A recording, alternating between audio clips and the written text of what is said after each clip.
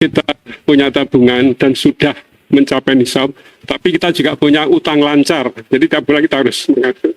Itu bagaimana menghitungnya?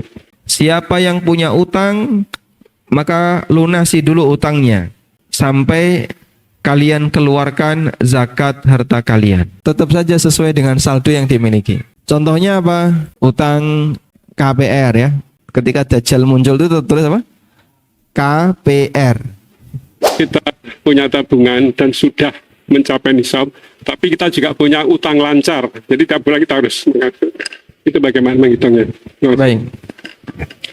Kalau kita punya tabungan dan kita punya utang lancar, apakah utang itu bisa dijadikan sebagai pengurang utang? Pengurang zakat ya? Apakah utang bisa dijadikan sebagai pengurang zakat? Coba saya kutipkan ini. Hada syahru zakatikum.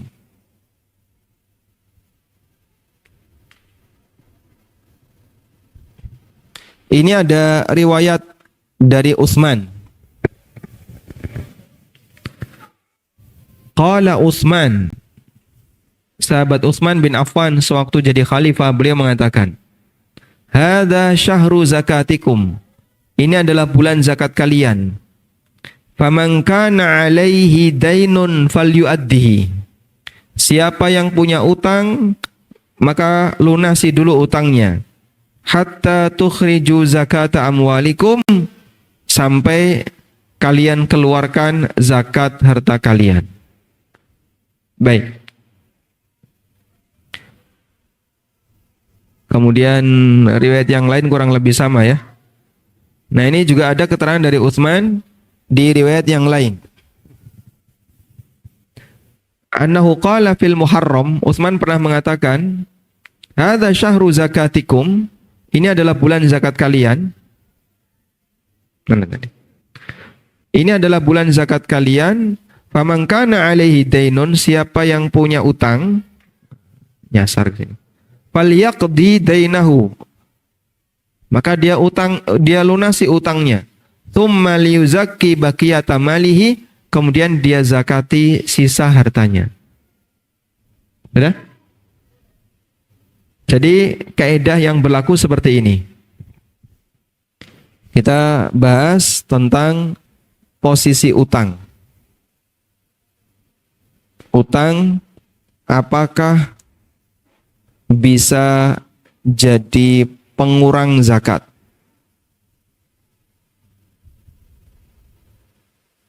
Apakah utang bisa jadi pengurang zakat? Jawabannya, jika dibayarkan sehingga mengurangi saldo, maka jadi pengurang zakat. Misalnya Bapak punya tabungan 100 juta dan punya utang 20 juta. Lalu Bapak bayarkan 20 juta itu. Saldonya jadi berapa? 80. Zakatnya di angka 80 juta. Tapi kalau Bapak punya utang 50 juta, tabungan 100 juta, utangnya 50 juta. Lalu Bapak bayarkan 50, saldonya jadi, maka tidak wajib zakat karena saldonya di bawah nisab. Yang kedua, jika utang belum dibayarkan. Karena belum dibayarkan sehingga tidak mengurangi saldo, maka ini bukan pengurang zakat. Tidak bisa jadi pengurang zakat. Sehingga tetap saja sesuai dengan saldo yang dimiliki. Contohnya apa? Utang apa? KPR ya. KPR. Kafaro. Nggih, Pak. Leres badan itu. Insyaallah. Ketika Dajjal muncul itu tulis apa? KPR.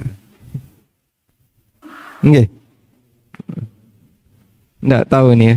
Jadi tren masa silam nih. Nah, ini nggak boleh ya. Nah, wes, dihapus saja. Jadi misalnya utang cicilan rumah, utang leasing dan seterusnya.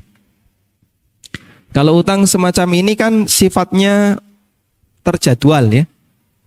Misalnya per bulan 10 juta, sifatnya terjadwal. Karena terjadwal, meskipun kita punya saldo besar, mau dipakai nutup itu enggak bisa. Sehingga misalnya sisa KPR-nya berapa? Masih 100 juta. Bapak punya uang berapa? 180 juta. Cicilan bulan ini 10 juta, bayarkan 10 juta. Saldo beliau tinggal 170, yang dizakati 170. Oh, tapi utangku saya 200 tuh.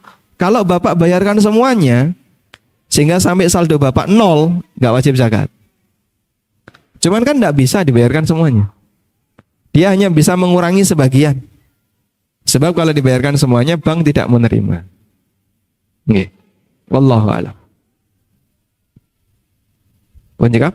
Utang tidak mengurangi zakat. Berikut rincian yang bisa kami berikan. Pertama, jika utang itu dibayarkan sebelum yang bersangkutan bayar zakat, sehingga total hartanya menjadi di bawah nisab atau bahkan habis, maka dia tidak berkewajiban bayar zakat. Karena dia tidak lagi tergolong orang yang wajib zakat, disebabkan hartanya kurang dari nisab.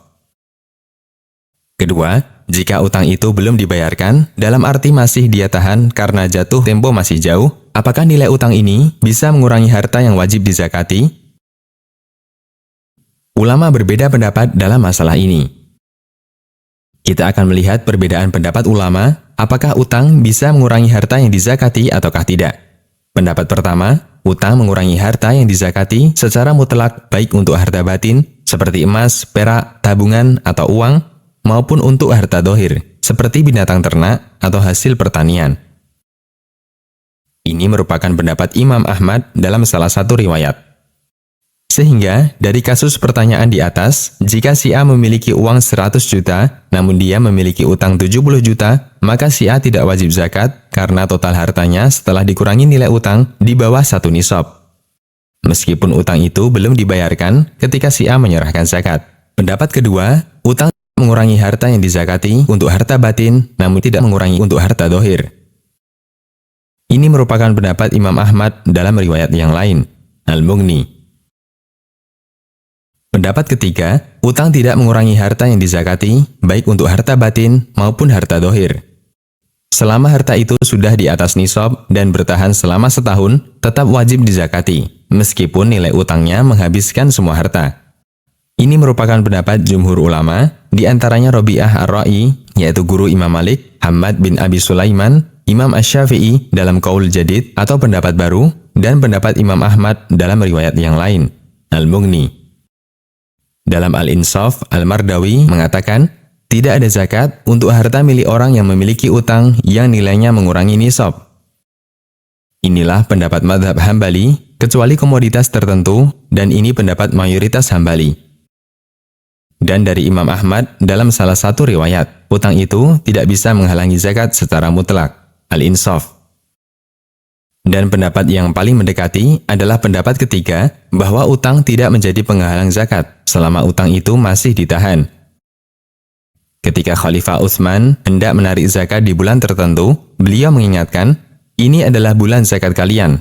Siapa yang memiliki utang, hendaknya segera dia lunasi utangnya, sehingga ketahuan berapa sisa hartanya, lalu tunaikan zakat untuk harta sisanya. Hadis riwayat Malik.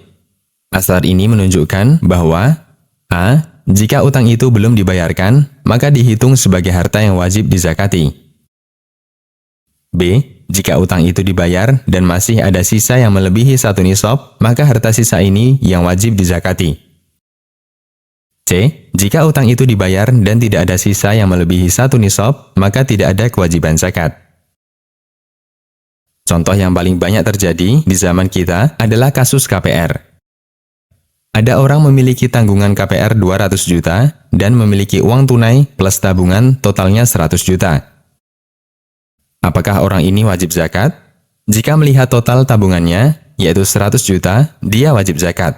Dan jika dipotong tanggungan KPR minus 100 juta, namun mengingat tanggungan KPR ini tidak segera ditutupi, maka tidak diperhitungkan. Sehingga orang ini tetap berkewajiban zakat sebesar 2,5% dikalikan dengan 100 juta, yaitu 2,5 juta. Demikian, Allahu a'lam.